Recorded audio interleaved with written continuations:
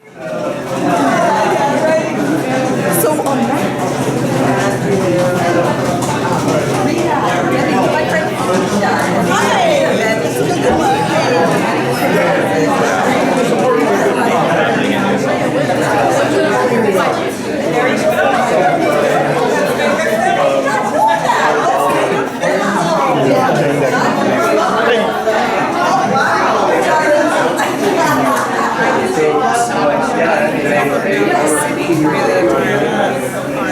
Oh, it's so true right now. Just saying. Her film crash.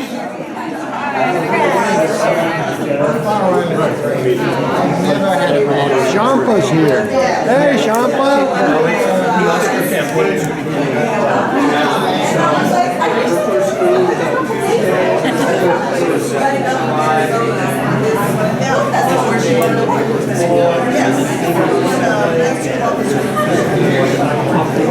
So great.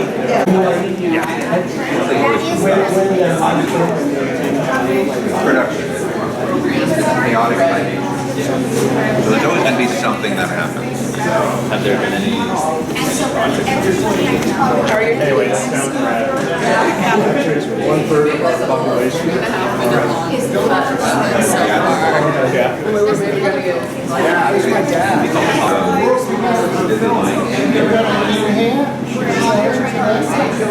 We're together over the pandemic.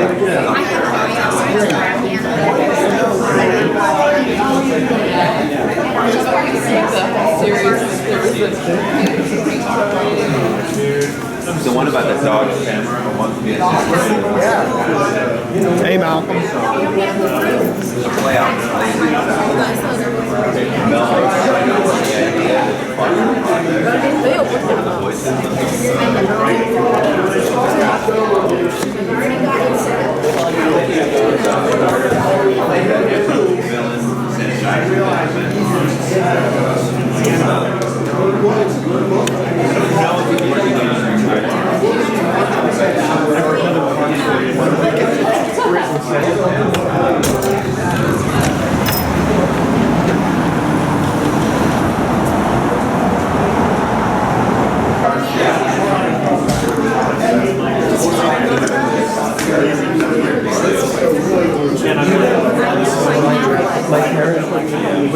I would like to have it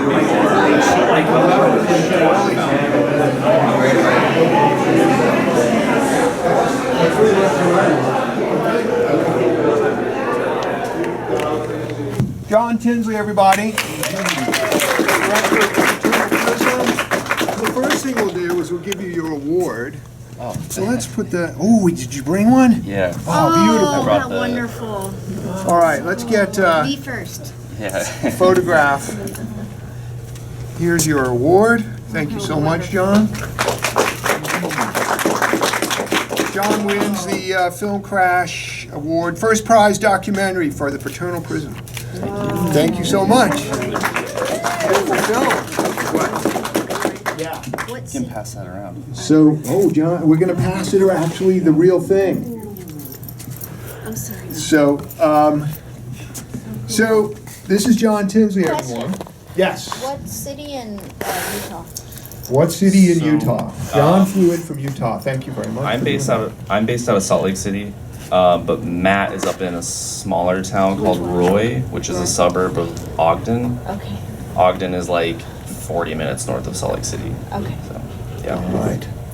So this is John's directorial debut. That's wonderful. We're really proud to show it. Thank you so much for sending it to us. It really struck me.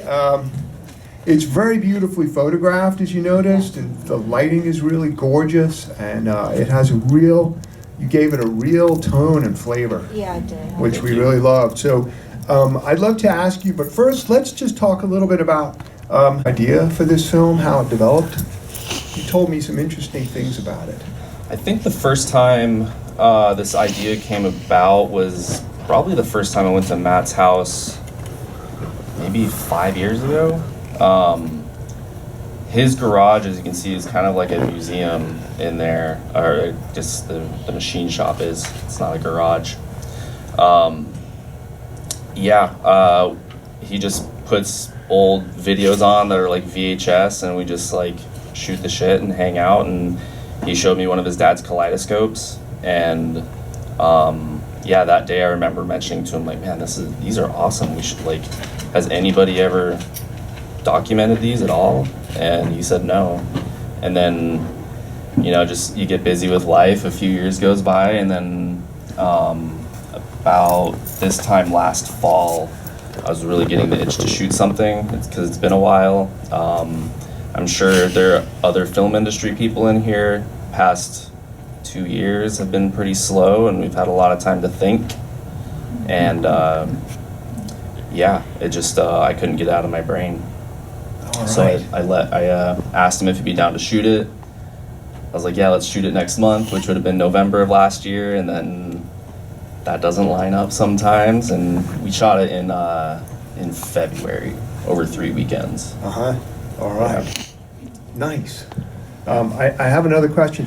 Malcolm, can you just use your hand and, like, for instance, hold in your hand and like film John when he's talking? That's great. Thank you. So, John, can you tell us a little bit about your history, though, because you've been in the industry for a while, what you were doing, how this developed, and then how you decided to, like, you wanted to actually direct a film. I've been shooting like action sports videos since before I had my driver's license. So I think there's been an element of wanting to edit and create stories since I was 14 or 15, something like that. I've been full-time in grip and electric, doing lighting since 2017. I think so. In Going Utah, on like, in Utah, yeah. right. Yeah. So working as a professional, doing lighting. Yeah. Mostly commercial these days. But if the right project comes along, I'm down to sign off and go do some type of narrative thing.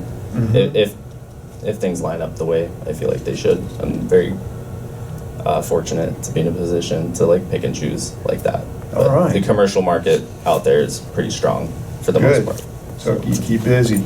Yeah. Yeah, and you gave it such a particular look. Did you were able to bring in some industry professionals to give it that look? Yeah, so one of my main gaffers that I work for, Jason, I kind of like to claim that I was brought up through him. I remember the first time ever working with him, I had like a moment of consciousness with him. Like, we were shooting a night exterior and I saw him put like we call him a bottomer on a light, to where you soften what the light's doing like to the ground and stuff, and that's the first time I'd ever seen that. I remember just being like, I get it now. Like, that was with him. Been working with him for quite a while. He's done a couple bigger, more famous, like, he's done a couple like A24 movies.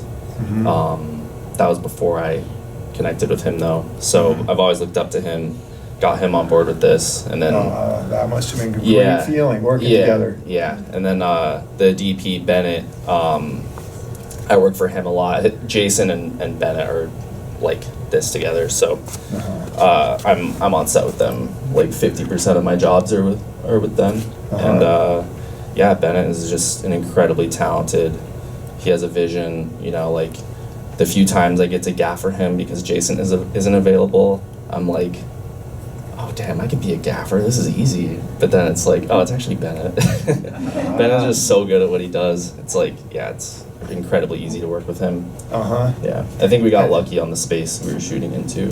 Yeah, and the space is the actual workshop, right? Yeah, it is. Yeah. Now, also the quality of the sound is particularly good. Who did the recording? Was that you? Bennett and myself took turns operating the boom. All right. And there was the music original?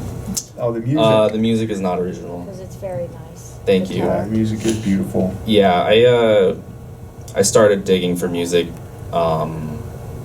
when I initially reached out to Matt to shoot it, which was October last year, I think. So I had about 4 months of just playlist creation, of just feeling. It's very Yeah. appropriate. So you had one day of filming in the garage? 3 weekends, he said. 3 weekends, We I'm did sorry. 1 day per weekend, 3 weekends in a row, and then we did a pickup shoot at Redmond, the stage, like maybe a month later. So it was like 3 days of shooting. And the structure of the film is particularly good, the way you cut it, the way you start it, and then the way you build it, and then the way you come around to the kaleidoscope by the end. Thank That's you. Yeah, one of the intentions going into this was to never say the word kaleidoscope Yeah. in the interviews. I wanted to do some type of reveal, Yeah. and the team, you know, we didn't really know how we were going to do that, but we knew that there were opportunities for visuals with rigging the kaleidoscope to the camera, but we kind of winged it to a certain degree. Some of these things, at least, I mean, this is my first documentary, and I kind of just trusted the process and knew that taste and judgment and persistence would bring forth how it needed to be edited. So shot the things I thought we needed to shoot, had to cut some things off the shot list every day, but yeah. All right, and it's very emotional the way you brought it to that moment of him talking about his dad. It's really powerful. Thank you. Yeah. Yeah. Does anyone have a question for John? Anything we didn't touch on you want to know about? Yeah, Anna. In the kaleidoscope scene, there was an image of a man with glasses on. Is that his father? Yes, that was his dad. Yeah. Nice. That's a piece of video he had. Yeah, a piece of video. Matt granted me access to his only like 2003 MacBook or Mac desktop in his house, and yeah, I just dug through it, dug, and he even said like there isn't much footage of my dad in here, and I like first folder I open up is that clip of his dad, and I was like, all right, there's got to be more, and I spent, you know, I went through every single folder on that computer, and that is literally the only clip of his dad in existence. So, yeah, we, I don't know, yeah. Nice. And Laura? Well, I was just going to add to that, but it was really beautiful because it was exactly as he explained it. Yeah. You know, Yeah. he said, I have just some footage, I just go in there and see my dad and he just smiles. And it was like 15 seconds later was perfect. It was so Yeah, that I don't know, sometimes with these interviews, they tie back together nicely in divine ways, I guess. So. Yeah, and if those of you who don't know, Matt Berenger is really quite a famous guy in the world of. You could probably tell us about Matt. Yeah, Matt. I mean, for me, it's kind of crazy because he was like a adolescent childhood hero of mine. I couldn't have ever dreamed of making something this personal with him, you know, like in that community, it's pretty, I'd say masculine, and you don't really open up or talk. And yeah, Matt was just on board from day one. Like, we did the interviews on the first day, and that's what we got, was, you know, he got emotional for us. And he's also got quite a unique story. He's like the first like professional freestyle BMX rider to come out as gay. So that was I think that was a very impactful. I mean, I'm speaking for him at this point, but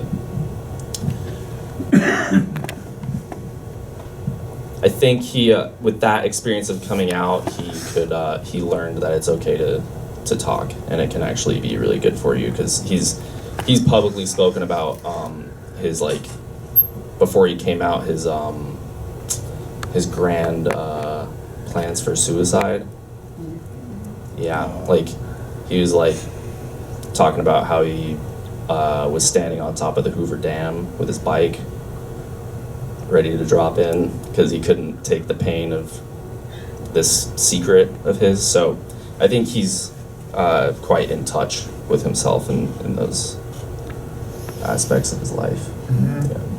And he pretty much, I mean, he's one of the people who really made BMX, like, kind of invented the sport in a way.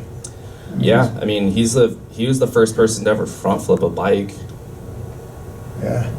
I mean, he Yeah. kind of defined, he's one of the early guys who kind of defined that sport. Mm-hmm. Yeah, Really interesting guy. and just you know, I feel like you can kind of see it through his cadence of his speech and stuff like that. He's really authentic, Yes. and his personality has been at the forefront of his career, his athletic career. Back in the day, he would ride in bunny costumes at contests and do kind of wacky things like that make people laugh. So he's very authentic, does what he wants to do.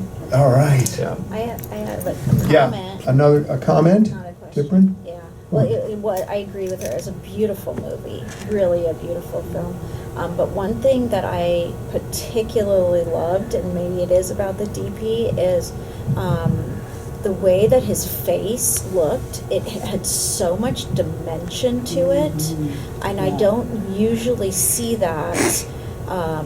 It wasn't just, there was a stillness to it that was particularly, I loved that. I loved the stillness of the film, but the dimension in his face, I don't know anything about photography or lighting or whatever, but I found that particularly beautiful to watch. I just wanted to keep it up, like can you freeze that for me and can I take it home? Because the dimensional aspect of his face. Yeah. Yeah. Was He's talking incredible. about the portrait of him. Yeah, I don't even see that in real life, the way that it was portrayed. Well, they did that in- nice technique of the two cameras, Yeah. right? Yeah. I don't know if that was purposeful that was- or not. No, it definitely was. I mean, was beautiful. going into it, like as I was doing the legwork at the beginning, I knew I wanted those two camera angles, like kind of like a medium front shot, and then a high, like 3/4 tight. I knew I wanted to shoot the interview that way. I It's didn't really know. effective. Whatever that Thank you. means. Yeah. It was absolutely Thanks. amazing. Thank you. Yeah, I mean, a nice soft key light. Yeah, it It's was, man. wonderful. Worked Yeah. great. and- yeah, that profile. yeah. Thank you. Yeah, we should create a still of that. I think. All right. So do you have a new project you're working on? At the moment, just trying to pay attention and look for something. I have a couple ideas at the moment, but I haven't really found the pieces I'm looking for with those two subjects yet. So yeah, kind of just being patient and just trying to have conversations, and I think something will happen when I feel like it needs to happen. Totally. Not trying to rush into things too fast with this stuff. I'd rather make them count when I do them. But yeah, besides that, just shooting a lot of photography. Cool. Have you been able to screen this film anywhere else? Yeah, there's been done 3 screenings in Utah, in Salt Lake. Good. We should all watch it. Yeah, that's All right. that's been it. I All love right. it. Well, it's really nice of you to fly out to LA and be Yeah, here keep Thank showing you so it. for much. us, John. Great story. Beautiful work. Thank you Thank so you much. so much. All right, man. Yeah. Thank you. Thank you for programming. Oh, yeah. I'm I really mean, happy with that. how could we not? It's It's so amazing good. film. Yeah, good find. Good. Okay, and now we have our another filmmaker with us, Ruiling, Tom. I probably say she corrected me on how to say her name. And you can keep that. I did I? I don't know. She's gonna correct me. Hey, Ruiling, thank you. So before we do the mics, let's give you your award. Have Colleen take a picture. So this is, how do I say your name again? Ruiling, right? Railing. Yes. Railing Tom, first prize, experimental film, The World After I Die, world premiere. So here, we'll put this in your hand and I'll take your other hand. This, yeah. All right, Railing. So we'd love to ask you some questions. I have questions about your film. Okay, thank you. Yes. So I was really thrilled to see this film. I was telling Railing that I find it like deeply funny. It was so funny. So, and we're really lucky to have her here. She calls China her home, but she's been at Emerson in Boston. But she's spending 1 semester or 1 year out at Emerson in LA? 1 semester. 1 semester. So we're really lucky to have her here and that she was able to drive out with a couple of her friends and show the film. And this is the world premiere of the movie. So let's give her a round of applause for world premiere. That's a big deal. So is this is the first time you've seen it on the big screen, or have you seen it before on the big screen? Officially the first time, but I have a big screen in my home and I will screen for myself very late night. Okay. How did you feel like you played? It's really good. I love to see big screen, and it's better to see on the rooftop, and that has like add more atmosphere to it. But I'm very excited to see it for the first time on the big screen officially. So. All right. So what's the name of the young woman who plays the main character? That's written on the Polaroid, so she's called Ida, so that's the real name. Oh, okay. Great. And how did you cast her? Actually, she was a friend of friend during that time before we shot the movie, and I knew her only through the school dining hall, and people talk about her. She loved to audit for classes, she loved to think, talk about philosophy, and go to museums. So I think she would be a really good actor for my film because we need to think deeply and we need to have some like interesting conversation happen. So I just directly reached out to her, and that's also to my surprise that she responded like quickly, and she said, yes, I'm into it. And then we just did this really good duo. Great. And did you film and then afterwards bring her in to do the voiceover? How did the voiceover happen? So I basically planned everything from my script. So even though it's like experimental, I still love to have an outline first. So we talk about the dialogue and the monologue, and she also add her own inspirations to it. So we actually have every dialogue filmed, and then we add pictures to it. Oh, okay. Yeah. And we had a couple of voiceover that she recorded for me, and we chose together the best version of it. Oh, okay. And I really love the way the movie looks, the texture of it. And how did you make the decision to work in black and white 16? Okay, so that's two parts. The first part is like black and white. The second part is 16 millimeter. So black and white is because of money issue. You know, that's cheap. And also, that's also my first time doing a Bolex shooting. So that's the camera for 16 millimeter I'm using. And that's for my intro to film production course. We started out with black and white 16 millimeter films, and I think that's really a nostalgic texture of it. And I also want to I also want to discuss the topics about death and life. So I think maybe we could just keep using black and white.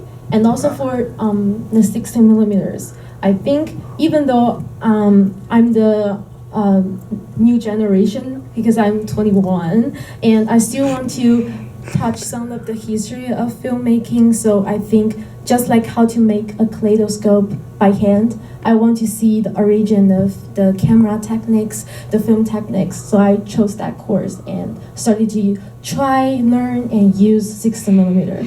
And I also, instead of like in-camera editing, I also use digital editing for help. So I think a combination of the past and the future will be great for my film. So I chose 16 millimeter. Nice. And I really like some of the graphics you used. Like some of them looked like from the 20s and 30s. I had that feeling. Could you talk a little bit about the graphics and how you chose them and where you found them? First, I'm a Pinterest lover, so I use that for my daily inspiration. I could email the creators about can I use that, and also I go to different old Wikipedia to find like found footage for it, and also because our school we have a bunch of found footages left over in the bins, so we could always find them out. It's like treasure hunt, and we find people who don't want their pieces, but it's still like meaningful and useful for other directors, so we will use that as a heritage from everybody, and we can keep using our film. Nice. And I'm just curious, like, how did you choose Film Crash? The name is cool.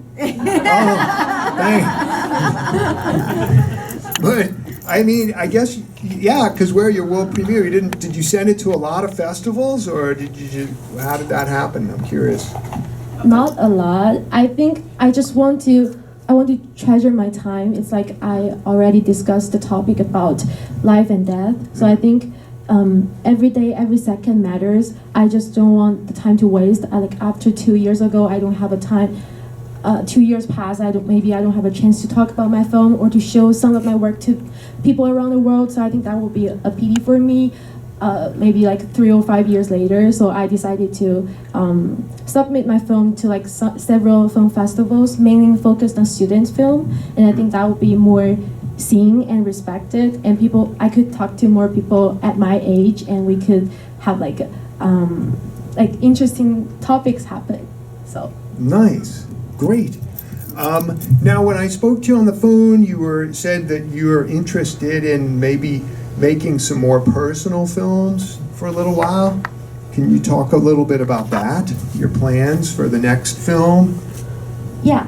So this film's inspiration actually came from my childhood dream. So I imagine a lot of people, they may had a dream at their young age about the death of their parents or relatives, and that just scared me out. So my dream version is kind of like positive. I dream about my parents have to sacrifice for me, and they were cursed by a witch. I was turned into a fish and that's where the fish came from? Yes, got fled away, and they sacrificed for me to have a chance, even though not a chance to be a human, to live.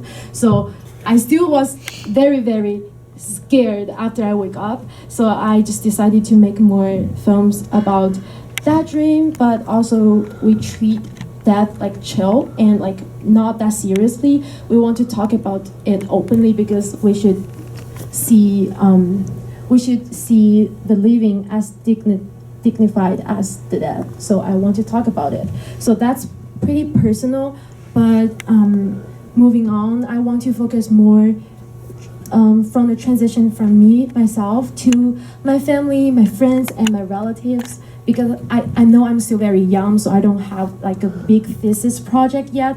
I don't think people will trust that if I make that film. So I want to expand a little bit more from myself to the little world that I cared about. So it's my family, my relatives, and my friends. So my next projects, maybe it's still very, very at the basic draft. I want to film my childhood with my grandparents, with my cousin, and that will be a really good memory for me. And also, another like basic idea is that I want to film the relationship from a married couple, like two people life, merging into when they have a kid for the first time, or maybe a second kid, and then they have to sacrifice for their like two people lifestyle for like a family style. But like after the kid hit his or her 18th years old, they have to do that sacrifice or choice again to make their life 2+1 instead of like 3. So Right. I'm hoping the life of 2+1 is bigger than 3. It's not a math equation, so that's what the magic of film is. Nice, thank you. So any questions for Ruiling? Yeah. What city? Yeah. That's at my campus, Boston. That's the Emerson building, isn't Yes, it? yes. Yeah. And that's my favorite brunch store, Tate. That's Yeah. the Boston specialty. And I think you were in a CVS at some point. Yeah. Because I could hear it on the track, you know, that recording. Yeah. That's a good question. Anyone else have a question for her while we have her here? We're lucky enough to have her here. Maria? How did you do like the ghost sort of disappearing effect? So that's The ghost effect. That's the in-camera editing, the double exposure for the Bolex camera. So they have like 3 functions. First is like single frame. The second one is like usual normal shooting, and the third function is double exposure. So you have to rewind your film, and then you set the correct exposure time and shutter speed, and then you film it again. So you film 2 times on the same piece of film, and then that's the ghost effect. It's a nice effect. Yes, question. Wonderful. I found it very intriguing and beautiful to watch. Thank you for that. I found myself really curious and found the ending a bit mysterious, and I was wanting your perspective, maybe your philosophy. Were you more saying, or are you more of the belief that she was freer in death and kind of seeing that as a happy ending, if there was some of that? Or were you more saying that if she had a chance to do it all over again, she would enjoy life more now that she's learned that view of death, but it's really life where you think that the happiness lies? Thank you, that's beautiful. I love your explanation. And for me, it's more like an open ending. So everybody sees death and life differently. So I use a direct animation of film to use that, like random scratches and add a sound of like new birth to arouse inspiration and imagination from everybody, from the audience. So for me, it's more like the ghost is not the end of her life. She's still trying to learn because she's 19 years old, she's young. So even though her physical life ended, she still have more to explore after that. And I personally imagine that to be she had realized something important, that she's from a different world for her families and friends now, so she had to move on, no matter in what forms. But like that's her life. It's not the end. Nice. Well, thank you. Oh, Maria has one more question. With all the bucket list items, did you and the actress collaborate together on those? The bucket list items.